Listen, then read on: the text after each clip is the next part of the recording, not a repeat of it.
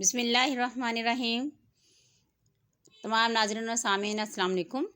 इस उम्मीद के साथ कि आप सब लोग ईमान और सेहत की बेहतरीन हालत में होंगे, चलते हैं आज की वीडियो की तरफ।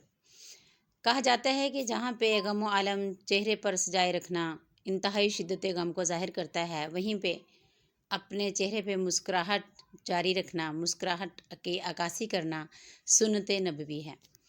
मुस्कुराहट गमों को दूर तो नहीं करती, अलबत्ता शिद्दत गम में कमी ज़रूर वाक़या कर देती है।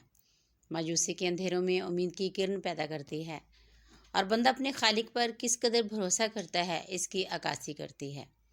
ज़िंदगी तो किसी की भी फूलों की सेज नहीं हुआ करती। अगर गरीबों की झोंपड़ियों में परेशानियाँ उतरती हैं तो अमीरों के महल भी हर वक्त कहकों से नहीं गुजा करते। हर शख्स की ज़िंदगी ही उसर और यसर के गिर्द महवे गर्दिश है, तो फिर क्यों ना आजमाइशों पर हर वक्त शिकवे शिकायत करने की बजाय शुक्र की रविश अपना लें।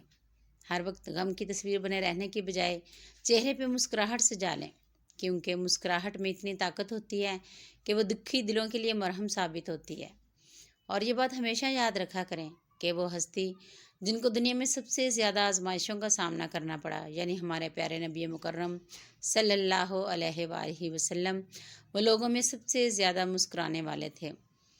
तो नाजरीन, आज से हम वादा करते हैं कि तमाम गमों को अपने दिल में छुपाकर अपने चेहरे पे हमेशा मुस्कुराहट सजाए रखना है, क्योंकि कोई भी इंसान गमों का दावा नहीं कर सकता। तो क्यों ना हम अपने चेहरे पे मुस्कुराहट सजाकर अल्लाह ताला के शुक्र की अक्कासी करें।